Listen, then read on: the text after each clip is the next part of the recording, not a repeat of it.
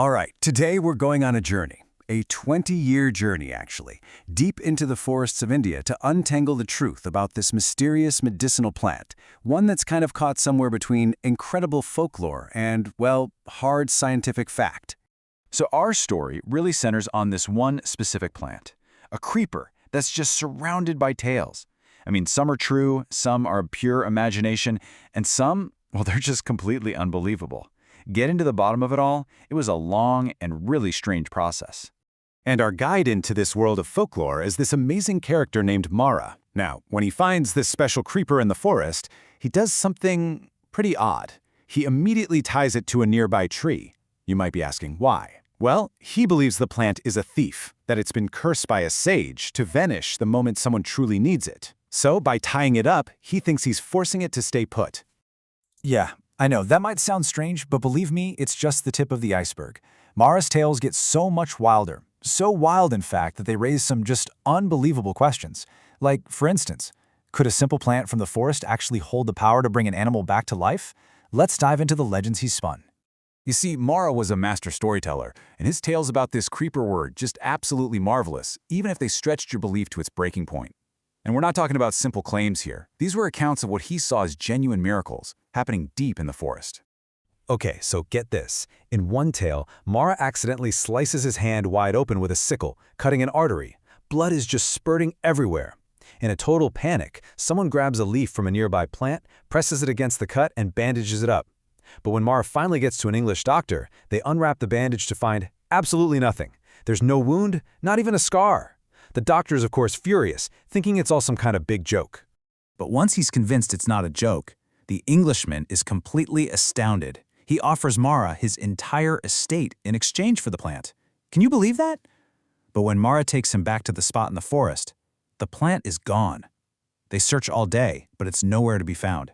And for Mara, this just proves his point, that the plant actively hides when you're looking for it. And if you thought that was weird, Mara's next story is just as bizarre. You know, he didn't have any teeth on the right side of his mouth, and here's the reason why. He once broke off a twig in the forest to use as a toothbrush. After a few strokes, he noticed this sour taste, so he rinses his mouth with water from a stream, and to his complete shock, all the teeth on the right side just tumbled right out. So what was his big takeaway from this dental disaster? He was just relieved he hadn't brushed both sides. I mean, this gives you a real sense of his personality, right? Always finding the silver lining, even in the most outlandish situations. But of all his tales, there's one that truly defies all logic. It's a story that goes way beyond healing and just enters the realm of the impossible. Honestly, this is the one that left the narrator completely speechless. So this final tale really caps off Mara's inventive genius. He and a friend caught a barking deer, they divided the meat and then wrapped their portions in these large leaves to take home.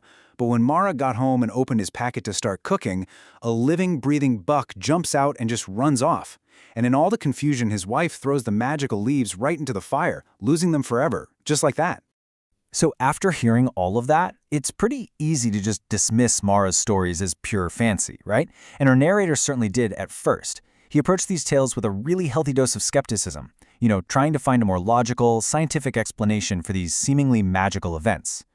So right here, we see these two completely conflicting worldviews. You have Mara, who believed the creeper was cursed and would magically vanish. Then you have the narrator, who reasoned it was probably just seasonal. It sprouts after the rains, it fruits, and then it dies off, only to pop up again the next year. He saw all the magic as mystification, something that he felt often surrounds traditional Indian medicine. And for years, that's where things stood. You had these unbelievable stories with absolutely zero proof. But then, a simple, testable claim emerged from all the folklore. And this gave them a rare opportunity to finally put one of these legends to a real scientific test. The big breakthrough came from a really simple claim made by another local, a guy named Apasana. He'd heard that the juice from the creeper's leaves could make milk solidify. Now, unlike Mara's grand stories, this was something the narrator could actually test in a lab. So he and a plant pathologist friend decide, okay, let's run the experiment. Their scientist colleagues literally laughed at them, saying they were wasting a good liter of milk on a cock and bull story. So they blended the leaves and milk, poured it out, and just waited. For a few minutes, nothing happened. They thought, we failed. But then, upon touching the mixture, They discovered it had transformed into this firm, rubbery solid. Can you imagine? And this was the moment of truth. When they turned the vessel upside down, the entire mixture fell out in one solid piece, like it was a molded cast. I mean, after 20 years of listening to these unbelievable stories, here it was, concrete proof. At least one tiny part of the legend was actually rooted in a verifiable chemical property. You know, this successful experiment opened up a much, much bigger question. If this one story was true, what other pharmacological secrets were hidden away in the forest? And maybe more importantly, how much of this vital ethnobotanical knowledge was just being lost? And then, sometime later, another piece of evidence just sort of emerged. A man named Krishna developed a really serious case of piles.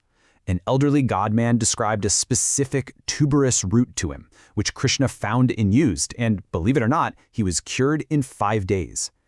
And in a wild twist of fate, the narrator tasted a tiny piece of that same root, and his own chronic heel pain completely vanished. So what does all this mean? Well, these events proved there was real, potent medicinal knowledge in these forests, potential leads for modern pharmacology for sure, but it also highlighted a really serious problem. Why was this information so fragmented and in danger of just disappearing before it could ever be properly documented and studied? Well, a major reason for this loss comes down to a really deep-seated cultural belief. A lot of native doctors believe that if they share their knowledge, if they tell others about their medicine, the medicines themselves would lose their potency. This secrecy, which was meant to protect their cures, has had the exact opposite effect. It's causing this vast library of knowledge to just vanish as the older generation passes away. So all of this leaves us with one final crucial thought. This whole journey around a medicinal creeper really shows us that behind even the most fantastical folklore, there can be these kernels of verifiable, even valuable scientific truth. The real challenge then is to bridge that gap between belief and biology, to try and document this fragile knowledge before it and all the potential breakthroughs it holds disappears for good.